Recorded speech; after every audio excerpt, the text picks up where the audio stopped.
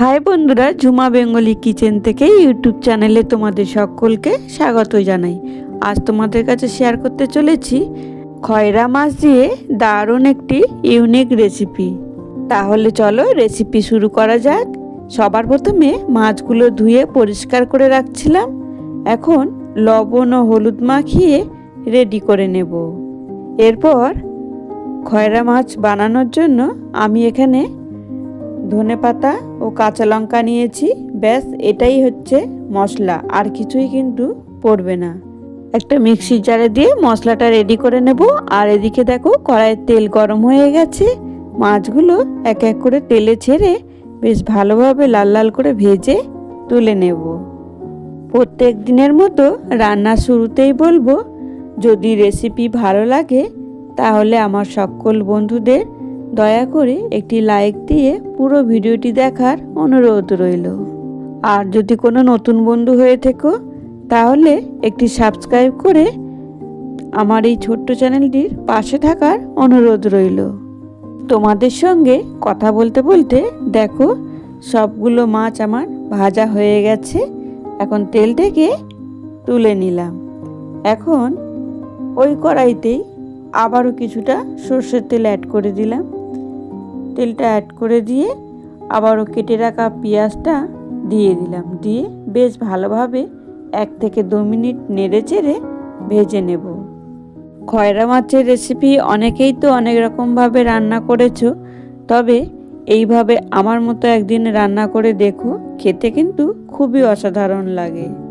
দেখো পেঁয়াজটা এখন 1 থেকে 1.5 মিনিট ভেজে নিয়েছি। আর এই সময় লবণ ও হলুদ দিয়ে আবারও একটু নেড়ে চেড়ে নেব। আমার সকল বন্ধুদের বলি, আমার এই রেসিপি যদি তোমাদের ভালো লাগে তাহলে কিন্তু একটি লাইক, কমেন্ট, শেয়ার করতে ভুলো না। দেখো 1 থেকে 1.5 মিনিট ভেজে নিয়েছি পেঁয়াজটা। এখন কেটে রাখা 2টো টমেটো আমি অ্যাড করে দিলাম। টমেটোটা অ্যাড করে দিয়ে আবারও বেশ ভালোভাবে নেড়ে চেড়ে রান্নাটা করে নেব। আর এখন দিলাম পেস্ট করে রাখা কাঁচা লঙ্কা ও ধনেপাতা।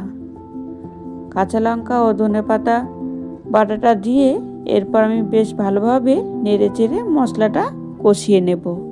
টমেটো কিন্তু একেবারে সিদ্ধ হলেও গোটা গোটা থাকবে, একেবারে ঘেঁটে ফেলবো না।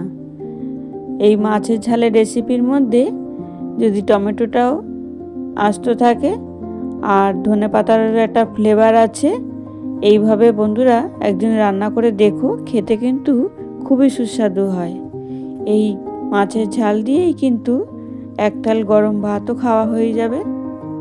এই শীতকালে সিজনের ধনেপাতা ও সিজনের খয়রা মাছ অবশ্যই এইভাবে একদিন রান্না করে খেয়ে জানিও কেমন লাগলো। আশা করি খুব ভালো লাগবে। তবে এই মাছে কাঁটা একটু বেশি হলেও খেতে কিন্তু দারুণ লাগে। 2 থেকে 3 মিনিট হয়ে গেল মাছগুলো ঝোলে দেওয়ার পর ফুটছে। দেখো ঝোল অনেকটাই কমে গেছে। এবার আমার খয়রা মাছের ঝাল কিন্তু রেডি। এবার আমি একটা সার্ভিং প্লেটে সার্ভ করে নিলাম।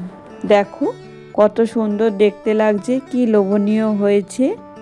আজকের রেসিপি তোমাদের কেমন লাগলো একটা কমেন্ট বক্সে কমেন্ট করো। আর ভিডিওটা এখানেই শেষ করলাম। ফিরে আসছি নতুন কোনো রেসিপি নিয়ে। এতক্ষণ তোমরা আমার পাশে থেকে পুরো ভিডিওটা দেখার জন্য তোমাদেরকে অসংখ্য ধন্যবাদ। আমার সকল বন্ধুদের জানাই বাই।